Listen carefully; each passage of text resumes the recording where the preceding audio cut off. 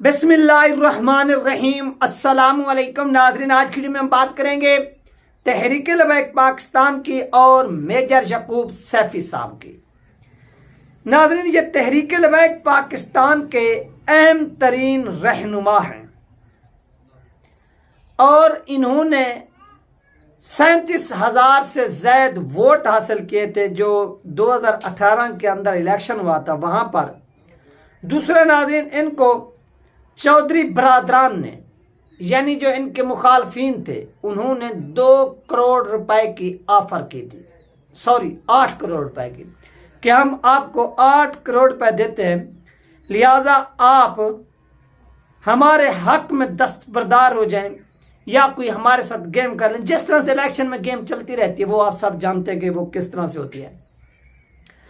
तो नाजरीन, सैफी साहब ने उनको जूते की नोक पर रखा और कहा कि मैं किसी भी सूरत अल्लामा खादिम हुसैन रिजवी रहमतुल्लाह अलैह से बेवफाई नहीं कर सकता, उनके मिशन से 1 इंच भी पीछे नहीं हट सकता, चाहे ये 8 करोड़ की बजाय 8 खरब भी मेरे सामने रख दें। तो इस तरह नाजरीन वो अमीर रहे कहां के, रावलपिंडी डिवीजन के। जैसे ही अल्लामा खादिम हुसैन रिजवी रहमतुल्लाह अलैह का इंतकाल हुआ, यानी वो इस दुनिया से जब चले गए, तो मेजर साहब के खिलाफ साजिशें शुरू हो गई और आज उनको उनके ओहदे से हटा दिया गया। ये एक अफसोसनाक खबर है जो आप लोगों के साथ शेयर की जा रही है। कुछ लोग कहेंगे कि आप ये खबर शेयर ना करते यार, आपने बहुत ही गलत किया है, आप बिल्कुल ना करते, खामोश हो जाते, ये बड़ों का काम है। बेशक बड़ों का काम है, वो जो भी फैसला करे हमें एक्सेप्ट है, कबूल है। लेकिन अगर किसी तहरीक लबैक पाकिस्तान के रहनुमा के साथ ज्यादती हो रही हो तो उसे देखकर खामोश नहीं बल्कि उसके हक के लिए आवाज उठाएं अगर उसके साथ ज्यादती हो रही हो। तो नाजरीन, उनको अमीर के ओहदे से हटाकर सरपरस्ते आला मुकर्रर कर दिया गया, जबकि मेजर याकूब सैफी साहब ने साफ साफ इनकार कर दिया। उन्होंने कहा कि नहीं, मैं अपने जिस ओहदे पर मौजूद था यानी अमीर था, अल्लामा खादिम हुसैन रिजवी रहमतुल्लाह अलैह के होते हुए, फिर अल्लामा साद हुसैन रिजवी साहब अमीर बने उनके होते हुए, मैं ये किसी भी सूरत ये ओहदा नहीं छोड़ सकता। ये मेरा एक क्लियर मैसेज है। किनको मैसेज दिया?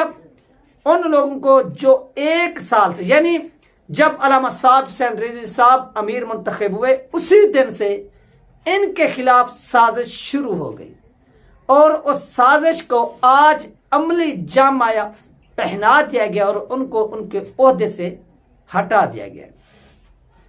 मेजर याकूब सैफी साहब नाज़रीन, ये जो धरने हुए पिछले बरस, इनको एक हार्ट अटैक भी हुआ लेकिन ये फिर भी अपने मिशन से नहीं हटे, अल्लामा साद हुसैन रिजवी साहब के साथ डट कर खड़े रहे।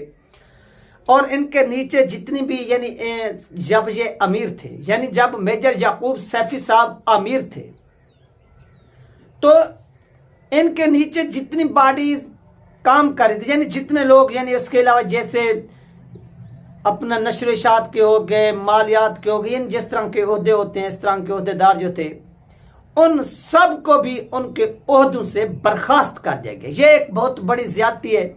मेजर साहब एक सीनियर तरीन रहनुमा है, इनकी कुर्बानियां हैं और इनकी आप देखेंगे बहुत ही ज़ईफ और बुजुर्ग हैं। वो लाठी के आसरे से यानी चलते हैं, लेकिन वो फिर भी इसी उम्र में इसी हालत में जेल गए, जेल बर्दाश्त की, लेकिन मिशन से पीछे नहीं हटे।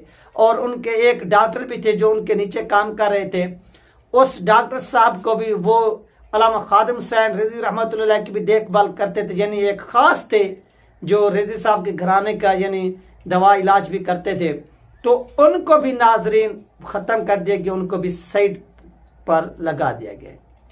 यानी ये जो नई बॉडी तश्कील पाई है इसमें उन सब को उनके ओहदों से हटा दिया गया है। और इस पर मेजर साहब ने कहा है वाज़ेह तौर पर कि इस चीज का अल्लामा साद हुसैन रिजवी साहब एक्शन ले। क्या मुझे उनके साथ की गई वफादारी का ये सिला मिल रहा है। यानी जो मैंने वफा की किसके साथ? रिजवी घराने के साथ, अलामा साद हुसैन रिजवी के साथ, अलामा खादिम हुसैन रिजवी रहमतुल्लाह के साथ, जो उनके मुखालफिन थे, आज वो मुझे ये सजा दे रहे हैं। ये किसने कहा? ये मेजर याकूब सैफी साहब ने कहा। और मेजर याकूब सैफी साहब के साथ ये ज्यादती हुई है।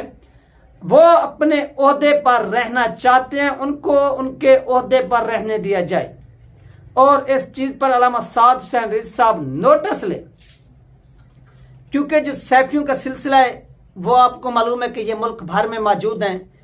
इस चीज को भी छोड़कर जिस बंदे ने अपने जो एक बुजुर्ग पान है, यानी एक बुजुर्गी की हालत में एक ज़ईफ आदमी है, इस उम्र में भी उन्होंने अपने आप को हथकड़ियां लगवाई। लेकिन अगर किसी का कोई उनका अगर कोई जुर्म होता, कोई वो गुनाह करते, कोई गलत काम करते, कोई ग्रुपबंदी करते, तो फिर भी इस चीज का उनको सजा दी जाती।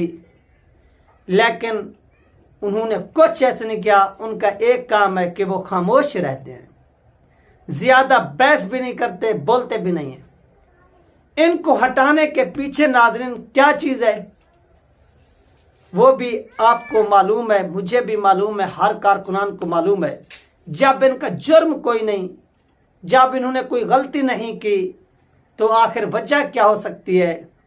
वो वजह भी आपको मालूम है।